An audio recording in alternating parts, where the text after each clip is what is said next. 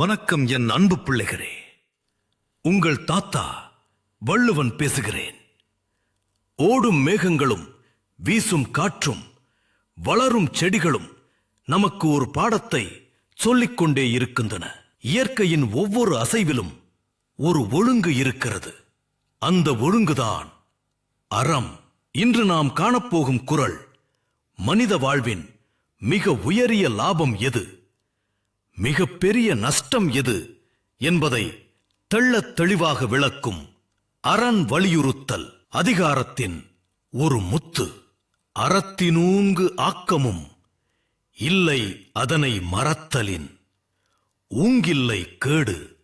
இந்த குறளின் வாயிலாக அறம் என்பது வெறும் சடங்கு அல்ல, அது நம் வாழ்வின் அச்சாணி என்பதையும், அதை மறப்பது எப்படி நம்மையே அழிக்கும் என்பதையும் ஆழமாக புரிந்து கொள்ளப் போகிறோம். ஐயனே, இந்த குறளில் ஆக்கம் என்று எதை சொல்கிறீர்கள்? இன்றைய உலகில் பணம், பதவி, புகழ் ஆகியவற்றைத்தானே பெரும் லாபமாக கருதுகிறோம். அறத்தை ஏன் எல்லாவற்றையும் விடச் சிறந்த செல்வம் என்கிறீர்கள்? மகனே, நீ சொல்லும் பணம், பதவி எல்லாம் வெறும் கிளைகள் போன்றன. ஆனால் அறம் என்பது அந்த மரத்தின் வேர். வேர் பலமாக இருந்தால் கிளைகள் முறிந்தாலும் மீண்டும் வளரும். ஒரு ஏரியின் கரைகள் பலமாக இருந்தால்தான் நீர் தங்கும். கரையில்லாத ஏரியில் நீர் நிற்காது. அதுபோல அறம் இல்லாத வாழ்வில் செல்வம் நிலைக்காது. அறம் என்பது உனக்கு கிடைக்கும் மன அமைதி, பிறரின் அன்பு மற்றும் காலத்தால் அழியாத நற்பெயர். இதைவிட பெரிய லாபம் வேறென்ன இருக்க முடியும்? மண்பாண்டம் செய்யும் கலைஞன் ஒருவன் தரமான மண்ணை தேர்ந்தெடுப்பது போல நீ உன் வாழ்வின் ஒவ்வொரு செயலிலும் அறத்தை தேர்ந்தெடுப்பதே உண்மையான ஆக்கம். அப்படியானால் அறத்தை மறப்பதால் வரும் கேடு அல்லது அழிவு என்பது என்ன? நேர்மையாக இருப்பவர்கள் கஷ்டப்படுவதையும் அறம் தவறுபவர்கள் சுகமாக வாழ்வதையும் நாம் காண்கிறோமே. பிள்ளையே, ஒரு சிறிய கதையை கேள். ஒரு வணிகன் தன் தராசில் தந்திரம் செய்து நிறைய பொன் ஈட்டினான். வெளியே பார்க்க அவன் செல்வந்தனாகத் தெரிந்தான். ஆனால் ஒவ்வொரு இரவும் யாருக்கு தெரிந்து விடுமோ என்ற அச்சத்திலும் குற்ற உணர்ச்சியிலும் அவன் உறக்கத்தை இழந்தான். அவனது நிம்மதி சிதைந்தது. இதுதான் கேடு. அறத்தை மறப்பது என்பது தாகத்திற்கு உப்புக்கு நீரை அருந்துவதைப் போன்றது. குடிக்க குடிக்க தாகம் கூடும், ஆனால் உயிர் வாடும். அறம் தவறி ஈட்டும் செல்வம் ஓட்டை பானையில் ஊற்றும் நீரைப் போல. அது உன்னை அறியாமலேயே உன்னை விட்டு விலகும். கூடவே உனது மரியாதையையும் அழித்துவிடும். புரிகிறது ஐயனே. ஆனால் இன்றைய காலத்தின் வேகமான சூழலில் அலுவலகத்திலோ அல்லது தொழிலிலோ முழுமையான அறத்தை கடைபிடிப்பது சாத்தியமா? சிறிய பொய்களும் சூழ்ச்சிகளுமின்றி வெற்றி பெற முடியுமா? காலம் மாறினாலும் காற்று மாறுவதில்லை. அதுபோல அறத்தின் தன்மையும் மாறாது.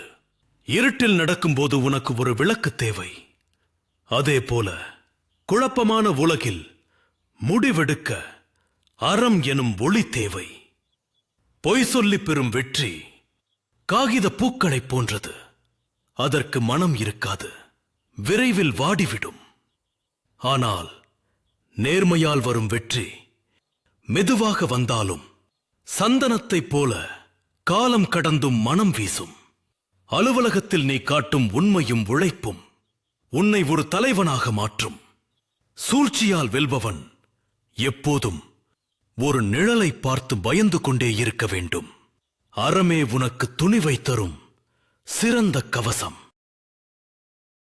அறத்தை மறக்காமல் இருக்க நாங்கள் அன்றாட வாழ்வில் என்ன செய்ய வேண்டும்? ஒரு எளிமையான வழிகாட்டுதலை தாருங்கள்.